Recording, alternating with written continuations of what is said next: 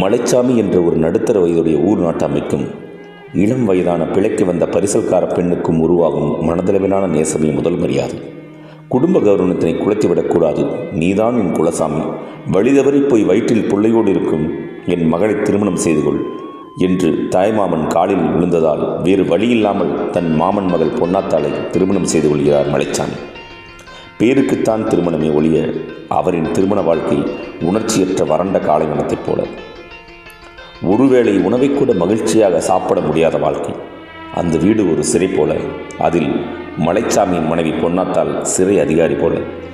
தனது குத்தல் பேச்சுகளால் அனைவரின் மனதையும் புண்படுத்தி விடுவார் மலைச்சாமியின் மனைவி. அந்த வீட்டை விட்டு வெளியே வரும்பொழுது மலைச்சாமியின் மனம் குணம் மொத்தமாக மாறிவிடும்.